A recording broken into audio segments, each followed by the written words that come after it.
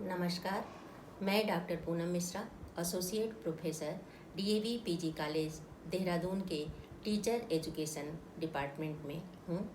मैं आज आपको गद्य शिक्षण के बारे में बताऊंगी। ये B Ed second semester pedagogy of Hindi के अंतर्गत आता है। इसके पहले मैंने आपको पद्य शिक्षण के 2 वीडियो आपके पढ़ने के लिए भेजे हैं और आज हम लोग गद्य शिक्षण की विशेषताओं और गद्य शिक्षण के बारे में विधियों के बारे में जानेंगे।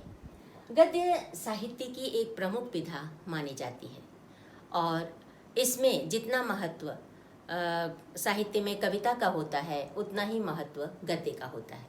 भाषा की दृष्टि से हम गद्य साहित्य की बहुत प्रचुरता होती जा रही है और इसमें आत्मकथा, जीवनी, संस्मरण, यात्रा वर्णन आदि सभी चीज़ें आती हैं और विभिन्न विषय जैसे हमारे विद्यालय के जो विभिन्न विषय होते हैं, इतिहास, भूगोल, नागरिक शास्त्र, इन सभी विषयों की शिक्षा हम गद्य के द्वारा ही देते हैं। गद्यम कवीनाम निक्सम वदंती उक्ति इस बात का प्रमाण है कि भाषा के क्षेत्र में गद्य के कवियों और लेखकों का बहुत बड़ा हाथ रहा है और गद्य जो है वो कवियों की कसौटी मानी जाती है। जितना भाषा का परिष्कृत और प्रांजल रूप गद्य में मिलता है उतना पद्य में नहीं मिलता है और इसके लिए लेखकों को त्रुटि के लिए बिल्कुल क्षम्य नहीं किया जा सकता है। और जबकि पद्य में भावों की प्रधानता के कारण कभी कभी कवि जो है वो व्याकरण सम्मत भाषा का प्रयोग नहीं करते हैं, लेकिन गद्य में भाषा के शुद्ध और परिमार्जित रूप का विकास ही करना पड़ता है और उसके साथ ही साथ हमारे सभी सामाजिक, सांस्कृतिक, राष्ट्रीय, अंतर्राष्ट्रीय ये सभी जो विषय हैं इन सभी का माध्यम जो है वो गद्य साहित्य ही होता है। गद्य जो है इसमें इसीलिए आचार्य रामचंद्र शुक्ल ने गद्य की परिभाषा देते हुए कहा है कि गद्य जो भाषा की पूर्ण गद्य जो है पद्य यदि कवियों या लेखकों की कसौटी है तो गद्य जो है वो कवियों लेखकों की कसौटी मानी जाती है और सबसे अधिक इसमें हम निबंधों को ज़्यादा जोर देते हैं और अच्छे गद्य के उदाहरण के रूप में हम निबंध को ही लाते हैं। गद्य में विचार प्रधान रचनाओं को ही प्रमुखता दी जाती है। तो गद्य शब्द जो है वो संस्कृत भाषा के गद धातु से बना है जिसका अर्थ होता है स्पष्ट कहना।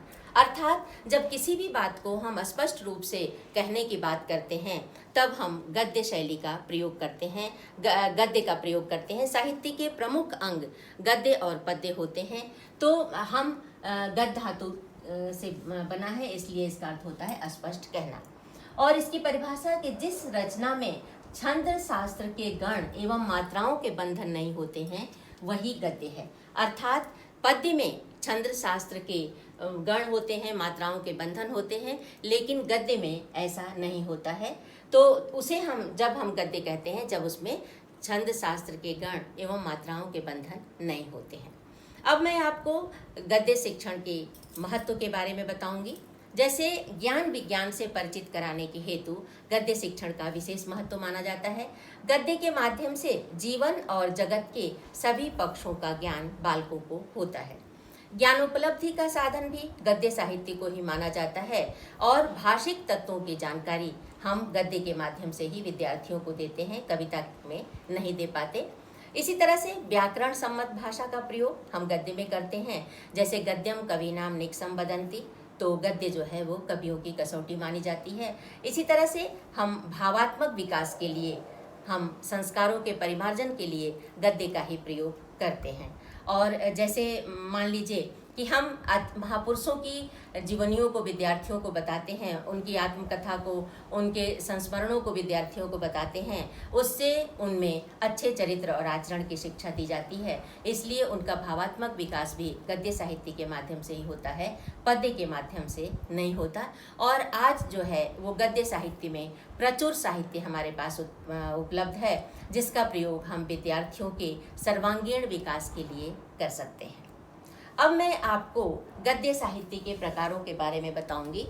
गद्य साहित्य के 4 प्रमुख प्रकार होते हैं: सूचनात्मक गद्य पाठ, वर्णनात्मक गद्य पाठ, विचारात्मक गद्य पाठ और भावात्मक गद्य पाठ। जब सूचनात्मक गद्य पाठ की बात होती है, जैसा कि इसके नाम से ही स्पष्ट है कि इसमें हमारा उद्देश्य होता है विद्यार्थियों को सूचना देना।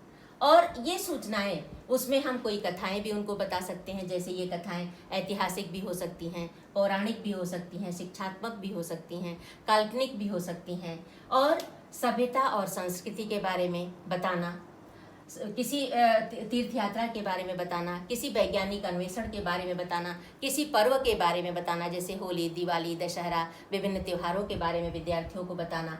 तो ये सारी चीज़ों को जब हम की जानकारी जब विद्यार्थियों को देते हैं तो इसे हम सूचनात्मक गद्य साहित्य कहते हैं। और इनका उद्देश्य होता है कि हम अपने आचरण को, हम विद्यार्थियों के आचरण को, अपने आचरण को सरल बना सकें, समाजोपयोगी बना सकें, और विद्यार्थियों में हम भारतीय संस्कृति और सभ्यता के जो गुण हैं, जो उनकी विशेषताएं हैं, उनको विद्यार्थियों में उत्पन्न करा सकें। ये इसका उद्देश्य होता है। दूसरा प्रकार होता है वर्णनात्मक गद्य पाठ। वर्णनात्मक गद्य पाठ, जैसा कि नाम से यह स्पष्ट है कि इसमें हम वर्णन करते हैं, जैसे किसी घटना का वर्णन करते हैं, किसी यात्रा का वर्णन किया जाता है, किसी प्राकृतिक दृश्य का वर्णन किया जाता है, किसी युद्ध का वर्णन किया जाता है। जैसे मान लीजिए हमने यात्रा का वर्णन किया, उसमें देश विदेश की यात्रा का वर्णन किया, पहाड़ों की प्राकृतिक दृश्यों का वर्णन किया, उससे बच्चे जो है वो प्राकृतिक दृश्यों से परिचित होते हैं, यात्राओं से परिचित होते हैं, और दूसरे देशों के अगर यात्राओं के बारे में लिखा होता है तो उस देश के भी सभ्यता और संस्कृति से परिचित होते हैं, उस देश के स्थानों से परिचित होते हैं, उनमें जिज्ञासा होती है, उनमें कौतूहल होता है। और इस प्रकार से ये जो वर्णनात्मक गद्य पाठ होते हैं, इससे हम विद्यार्थियों में वर्णन करने की कला का विकास कर सकने में सक्षम होते हैं, और इसके अलावा उनके व्यवहार में परिवर्तन लाने में ये जो है अपनी महत्वपूर्ण भूमिका निभाते हैं।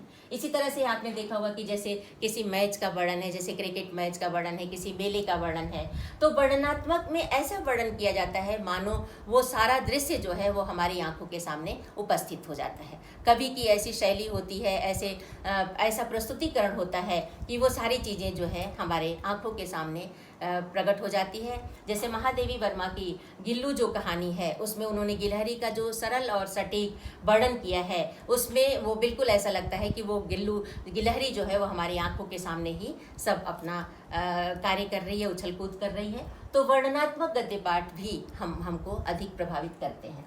उसके बाद आते हैं विचारात्मक गद्य पाठ।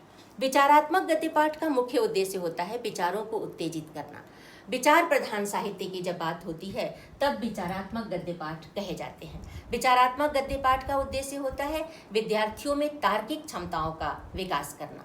जैसे सूर, कबीर, तुलसी, कालिदास, इन सभी की जीवनी के बारे में, इनकी रचनाओं के बारे में जब हम विद्यार्थियों को बताते हैं, इनकी प्रस्तुतिकरण के बारे में जब हम विद्यार्थियों को बताते हैं, तो उसका उद्देश्य होता है कि हम विद्यार्थियों में तार्किक क्षमताओं का विकास हो सके, विद्यार्थी उनके जैसा स्वयं बनने का प्रयास कर सके, उनमें रचनात्मक क्षमता विकसित हो सके, स्वयं जो है उसमें सृजनात्मक क्षमता विकसित हो सके, और इस तरह से हमारे मानसिक विकास में ये जो विचारात्मक गद्य पाठ होते हैं ये हमारे मानसिक विकास में ज़्यादा सहायक होते हैं।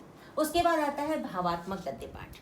भावात्मक गद्य पाठ का मुख्य उद्देश्य होता है भावना को, हमारी भावनाओं को प्रभावित करना। जैसे मैंने आपको पहले बताया था कि पद्य शिक्षण का मुख्य उद्देश्य होता है कि पद्य जो है हमारे हृदय पक्ष को ज़्यादा प्रभावित करता है, हमारी भावनाओं को ज़्यादा उद्दीप्त करता है। जैसे थाल सजा कर किसे पूजने, तो इसमें देश प्रेम की भावना है। उसी तरह से भावात्मक गद्य पाठ में हम विभिन्न प्रकार के भावों के संबंधित, जैसे हम नाटक की जब बात करते हैं तो नाटक में विभिन्न प्रकार के भावात्मक दृश्य दिए जाते हैं।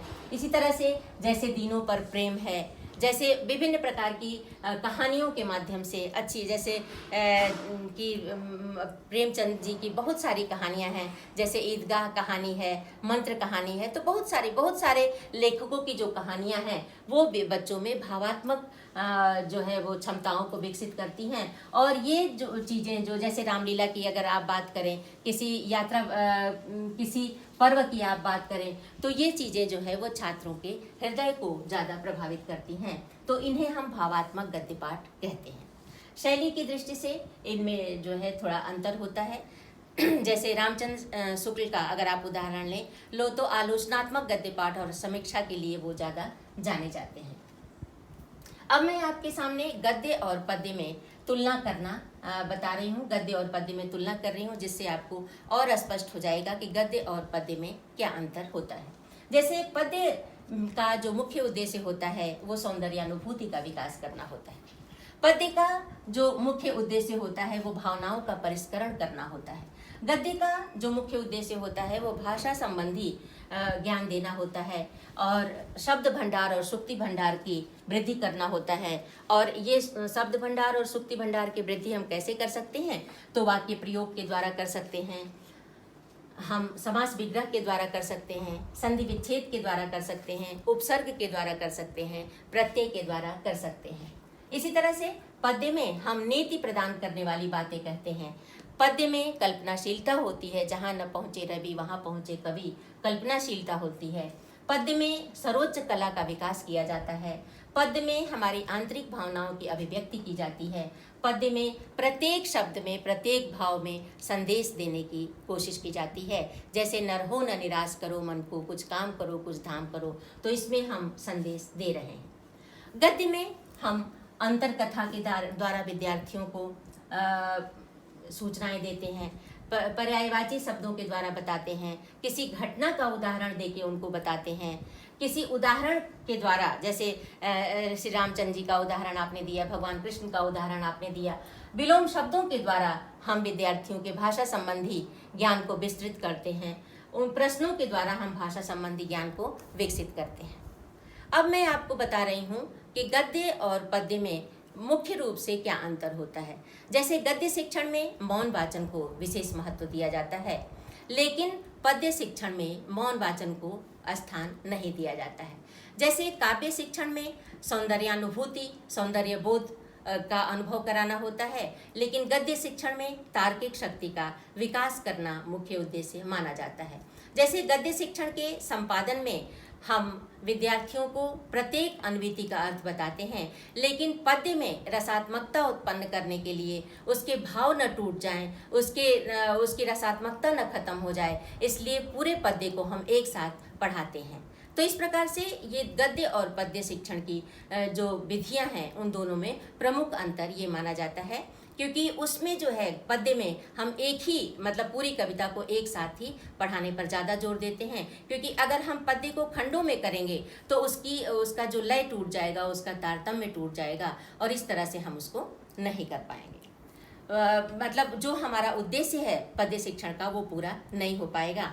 और जबकि हम गद्य शिक्षण का जो हमारा मुख्य उद्देश्य होता है कि विद्यार्थियों में हम विचारों की उत्पत्ति करते हैं, तार्किक भावनाओं की उत्पत्ति करते हैं, इसलिए गद्य जो है वो विचार साहित्य जो है हमारा पद्य भाव प्रधान होता है और जो गद्य होता है वो विचार प्रधान साहित्य होता है।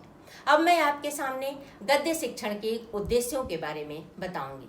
जैसे गद्य शिक्षण का मुख्य उद्देश्य होता है विद्यार्थियों के सुक्ति भंडार में वृद्धि करना, विद्यार्थियों के उच्चारण शैली को विकसित करना, विद्यार्थियों को मतलब जो भी रचना करने की जो क्षमता है उनका विकास करना, शब्दों का, मुहावरों का अपने वाक्यों में प्रयोग करने की क्षमता का विकास करना, स्वयं पाठ को अच्छी तरह से पढ़ सकें उनका विकास करना, उनकी रचनात्मक शक्ति को विकसित करना, भाषा से संबंधित जो ज्ञान है उनको विकसित करना, उनकी जो है कलापूर्ण ढंग से उसकी अभिव्यक्ति कर सकें उसको जानकारी देना, गद्य की विभिन्न शैलियों के बारे में विद्यार्थियों को जानकारी देना, तार्किक और मतलब तार्किक शक्ति का विकास करना, उनको विचारों को प्रदान करने की शक्ति का विकास करना, उसके साथ ही साथ गद्य के माध्यम से वैज्ञानिक मनोवैज्ञानिक विचारों को विद्यार्थियों को प्रदान करना, और उसके साथ ही साथ विद्यार्थी जो है उचित आरोह अवरोह लय और उतार चढ़ाव के साथ भाषा को सही तरीके से पढ़ सकें, सुन सकें, लिख सकें, समझ सकें। जो भाषा के 4 प्रमुख कौशल हैं पढ़ना, लिखना, बोलना और सुनना, इन चारों कौशलों में पारंगत हो सकें, इस बात पर हम ज़्यादा जोर देते हैं। अब अगर हम मुख्य उद्देश्य की बात करें, जैसे मुख्य उद्देश्य की जब हम बात करते हैं तो मुख्य उद्देश्य, जैसे अगर कविता का मुख्य उद्देश्य, गद्य का मुख्य उद्देश्य क्या होता है कि अगर मान लीजिए विज्ञान से संबंधित कोई कविता है तो उसमें विज्ञान से संबंधित विद्यार्थियों को ज्ञान देना होता है। इसी तरह से अगर यात्रा संबंधी कोई वर्णन है तो उसमें यात्रा संबंधी मतलब सूचनाओं को देना हम कार्य कर होता है।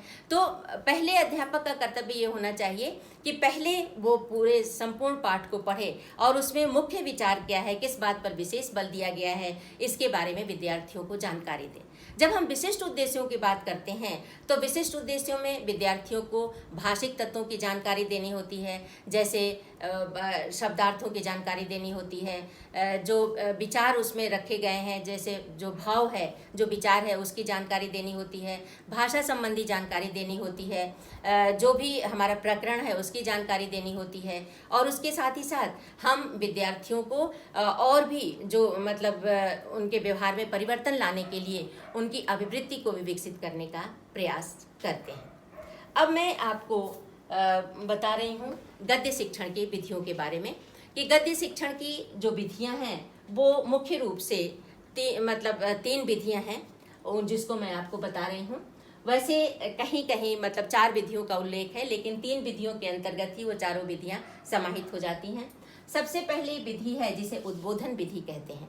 जैसा कि नाम से ही स्पष्ट है, इसमें विद्यार्थियों को जागृत किया जाता है, उद्बोधन दिया जाता है उनको। और ये इसके लिए हम अनेक प्रविधियों का प्रयोग करते हैं। ये प्राथमिक कक्षाओं में इसका प्रयोग किया जाता है। जैसे उद्बोधन विधि में हम विद्यार्थियों के सामने कोई प्रत्यक्ष वस्तु दिखाते हैं, जैसे हम फूल को दिखा सकते हैं, जैसे हम पत्ते को दिखा सकते हैं, तो प्रत्यक्ष वस्तु का प्रदर्शन किया जाता है। जैसे हम विद्यार्थियों के सामने प्रत्यक्ष क्रिया, जैसे मान लीजिए आप कुछ ऐसी चीज़ें पढ़ा रहे हैं जिसमें कि चलना, बोलना, सुनना, ये सारी चीज़ें हैं, तो आप प्रत्यक्ष क्रिया करके भी उसको विद्यार्थियों को दिखा सकते हैं। कोई आपका साइंस से संबंधित अगर पाठ है तो उसमें आप प्रत्यक्ष क्रिया भी विद्यार्थियों के सामने, कोई बाल दिखा सकते हैं, कोई किसी घटना के द्वारा उसको बता सकते हैं, कोई मॉडल का प्रदर्शन कर सकते हैं, चित्र, रेखा चित्र और मानचित्र का प्रयोग कर सकते हैं। आप कोई अंतरकथा का प्रयोग कर सकते हैं, आप वाक्य प्रयोग का कर सकते हैं। तो इस तरह से आप उद्बोधन विधि में इन प्रविधियों का प्रयोग करके विद्यार्थियों को ज्ञान प्रदान करते हैं। दूसरी विधि होती है प्रवचन विधि या कथानक विधि। इसमें हम समास विग्रह के द्वारा, अलंकार के द्वारा, शैली के द्वारा विद्यार्थियों को बताते हैं। तीसरी विधि होती है प्रश्नोत्तर विधि। इसको मैं अभी आगे आपको बताऊंगी। और फिर नेक्स्ट होती है व्याख्या विधि या स्पष्टीकरण विधि। इन चारों विधियों को अगर मिला दिया जाए तो मुख्य रूप से 3 विधियां प्रयोग में लाई जाती हैं। और ये जो 3 विधियां होती हैं, ये सबसे पहले हम बात करेंगे अर्थबोध विधि की। ये अर्थबोध विधि, इसको हम उद्बोधन विधि भी कहते हैं। और अर्थबोध विधि का प्रयोग हम प्राथमिक कक्षाओं में करते हैं, मतलब उसमें करते हैं। अर्थबोध विधि में शिक्षक प्रत्यक्ष वस्तु दिखा सकता है, प्रत्यक्ष क्रिया करके विद्यार्थियों को दिखा सकता है, चित्र, रेखा चित्र के द्वारा विद्यार्थियों को बता सकता है, कोई मॉडल दिखाता है, प्रतिमान दिखाता है। तो इसके लिए जो है वो इन चीज़ों का, इन शिक्षण प्रविधियों का प्रयोग करता है। जैसे मान लीजिए अगर तिरंगा के राष्ट्रीय ध्वज के बारे में बात करना है तो राष्ट्रीय ध्वज वो मतलब उसका छोटा सा रूप विद्यार्थियों को दिखा सकता है, वास्तविक उसमें ले आके विद्यार्थियों को दिखा सकता है। और जब उसको तिरंगा क्यों कहते हैं तो 3 रंगों के बारे में बताया जा सकता है कि राष्ट्रीय ध्वज में 3 रंग होते हैं। और 3 रंग में केसरिया, सफ़ेद और हरा। केसरिया जो है वो त्याग और बलिदान का प्रतीक है, और सफ़ेद रंग जो है वो शांति का प्रतीक है, और हरा रंग जो है वो सुख और समृद्धि का प्रतीक है। तो इस तरह से हम राष्ट्रीय ध्वज के बारे में बच्चों को बताएंगे कि इसलिए तिरंगा कहते हैं और हमें राष्ट्रीय ध्वज का सम्मान करना चाहिए। ठीक उसी तरह से अगर मान लीजिए सत्यता के बारे में हमें बताना है कि सत्यमेव जयते, सत्य की सदैव जय होती है, और सत्य जो है, सत्य का कोई उदाहरण देना हो तो हम राजा हरिश्चंद्र की कथा बच्चों के सामने कह सकते हैं, हम युधिष्ठिर की कथा को बच्चों के सामने कह सकते हैं। अभी कुछ दिनों पहले ही नेशनल टेलीविज़न पर रामायण और महाभारत का प्रसारण आया, जिसमें बच्चों ने युधिष्ठिर के बारे में देखा होगा।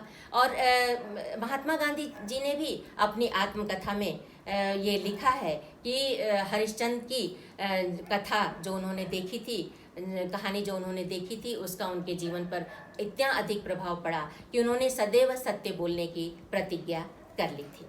तो इस तरह से लोगों के उदाहरण के माध्यम से, मतलब लोगों के जैसे चरित्र के माध्यम से हमें विद्यार्थियों को सच्ची घटनाओं को बताना चाहिए। इसी तरह से मान लीजिए अगर सत्य का अर्थ हमें बच्चों को बताना है, तो जैसे भेड़िया की कहानी आपने सुनी होगी कि एक बालक था, वो रोज़ लोगों को ये सोचता था कि मैं बुलाऊंगा तो लोग आएंगे कि नहीं, इसके लिए वो रोज़ कहता था कि भेड़िया आया, झूठ बोलता था। लेकिन लोग जब भाग के आते थे तो वो कहता था कि मैंने तो झूठ बोला, मैं तो आप लोगों की परीक्षा ले रहा था कि आप हमारे बुलाने पर आएंगे कि नहीं। और एक बार ऐसा हुआ कि सच में भेड़िया आया और भेड़िया बालक को मारकर खा गया, लेकिन लोग नहीं आए ये सोच के कि वो तो रोज़ ही ऐसा करता है। तो इसलिए असत्य से क्या हुआ कि असत्य से उस बालक को अपने जीवन से हाथ धोना पड़ा। तो इस तरह से असत्य का मतलब असत्य हमारे जीवन में कितना अनुपयोगी है, इसके बारे में विद्यार्थियों को बताएंगे। तो अर्थबोध विधि में हम इस मतलब विद्यार्थियों को अर्थ बताते जाते हैं, और साथ ही साथ जो अंतर कथाएं होती हैं उन अंतर कथाओं को भी बताते जाते हैं। साथ ही साथ छोटी मोटी कहानियों के माध्यम से, छोटी मोटी घटनाओं के माध्यम से विद्यार्थियों के व्यवहार में परिवर्तन लाने का प्रयास किया जाता है। तो इसी तरह से अर्थबोध विधि में उद्बोधन विधि भी सम्मिलित हो जाती है। इसका दूसरा नाम अर्थबोध विधि का उद्बोधन विधि होता है। दूसरी विधि होती है आपकी प्रश्नोत्तर विधि। प्रश्नोत्तर विधि का प्रयोग हम माध्यमिक कक्षाओं में करते हैं, और इसको प्रश्नोत्तर विधि में प्रवचन विधि का हम प्रयोग करते हैं या कथानक विधि का हम प्रयोग करते हैं। प्रश्नोत्तर विधि को में प्रयोग करने के लिए हम सर्वप्रथम कठिन शब्दों का अर्थ विद्यार्थियों को बताते हैं, और इसमें अनेक प्रविधियों की सहायता ली जाती है, जैसे पर्यायवाची शब्द हो गए, समानार्थी शब्द हो गए, तथ्य हो गया, अनुमान हो गया, ये सारी चीज़ें जो है वो हम विद्यार्थियों को बताते हैं। और प्रश्नोत्तर विधि के जो जनक हैं वो सुकरात को माना जाता है, सोक्रेटिस को माना जाता है, और उनका ये कहना था कि जन्म जन्मांतर की प्रक्रिया से, जन्म मरण की प्रक्रिया से हमारी जो आत्मा है वो जो है वो माया से ढक गई है, और हमारे मतलब विद्यार्थी के अंदर ही सभी का ज्ञान है, और उस ज्ञान को हम प्रश्नोत्तर विधि के माध्यम से बाहर निकालेंगे। और इसलिए जो है वो प्रश्नों की सहायता से, उनका ये कहना है कि प्रश्नों की सहायता से जो अस्फुट ज्ञान है हमारा, जो प्रच्छन्न ज्ञान है, उस प्रच्छन्न ज्ञान को बाहर निकालने का काम हम प्रश्नोत्तर विधि के द्वारा करते हैं। तो ज़्यादातर ये देखने में आता है कि शिक्षक जो है वो पारंपरिक इस विधि का प्रयोग जो है वो माध्यमिक कक्षाओं तक करते जाते हैं, और विद्यार्थियों को अर्थ बताते जाते हैं, और फिर एक एक पैराग्राफ का जो है वो अर्थ बताते जाते हैं और आगे बढ़ते जाते हैं। तो ये विधि जो है वो माध्यमिक कक्षाओं तक प्रयोग की जाती है। अब तीसरी विधि आती है जो हम व्याख्या विधि या स्पष्टीकरण विधि कहते हैं। ये व्याख्या विधि या ये स्पष्टीकरण का जो विधि है ये उच्च कक्षाओं में ज़्यादा प्रयोग की जाती है। इसका जो मुख्य उद्देश्य होता है वो मूल्यांकन करना होता है, समालोचना करना होता है, समीक्षा करना होता है, और इसका जो लक्ष्य होता है, इसमें शिक्षक का जो लक्ष्य होता है वो विद्यार्थियों को समीक्षात्मक ज्ञान में विद्यार्थियों को निपुण बनाना होता है। इसके साथ ही साथ आलोचनात्मक ज्ञान देना होता है, लेखक के भावों की बात, कला पक्ष की बात, समीक्षा की बात, ये सारी चीज़ें विद्यार्थियों को बतानी पड़ती हैं। तो व्याख्या केवल कुछ ही चीज़ों तक सीमित नहीं है, जबकि व्याख्या का अर्थ जो है अत्यंत व्यापक है। जैसा कि मैंने आपको पद्य शिक्षण में बताया था कि उसमें हम सौंदर्यानुभूति करते हैं, उसमें हम मतलब कवि ने किस किस विषय पर ज़्यादा ध्यान दिया है उस सारी चीज़ों की हम व्याख्या करते हैं। ठीक उसी प्रकार से ये भी चूँकि उच्च कक्षाओं में व्याख्या का ये व्याख्या विधि प्रयोग होती है, इसलिए इस विधि में हम समीक्षा, मूल्यांकन, आलोचनात्मक, समालोचना, इन सभी चीज़ों के बारे में विद्यार्थियों को बताते हैं। अब जैसे मान लीजिए दो शब्द है, एक है सुंदर और एक है मनोहर। अब इन दोनों की अगर हमें व्याख्या करनी होगी तो हम ये कहेंगे विद्यार्थियों से कि जैसे जो ईश्वर ने सारी सृष्टि को सुंदर बनाया है, तो सुंदर क्या है? जैसे हम किसी भी सुंदर वस्तु को देखते हैं तो हमारी ज्ञानेंद्रियों को अत्यधिक संतुष्टि मिलती है, ठीक है। लेकिन जो मनोहर है वो हमारे चित्त को आह्लादित करती है, हमारे चित्त को प्रसन्न करती है। तो जैसे अगर उदाहरण देना हो तो हम ये कहेंगे कि जयदेव जी का बसंत चित्रण जो है वो सुंदर है, और कालिदास जी का जो प्रकृति चित्रण है वो मनोहर है, क्योंकि मनोहर रचनाएं हमारे चित्त को आह्लादित करती हैं, हमारे चित्त को प्रसन्न करती हैं। और ये जो प्रसन्नता का भाव है ये हमारे हृदय के अंदर से निकल कर आता है, हमारे हृदय को प्रसन्न करता है, हमारे हृदय में जो है अच्छी अनुभूति प्रदान करता है। तो इस तरह से मैंने आपको गद्य शिक्षण की विभिन्न विधियों के बारे में बताया, और ये जो विभिन्न विधियां हैं ये विद्यार्थियों के लिए अत्यंत उपयोगी मानी जाती हैं। धन्यवाद।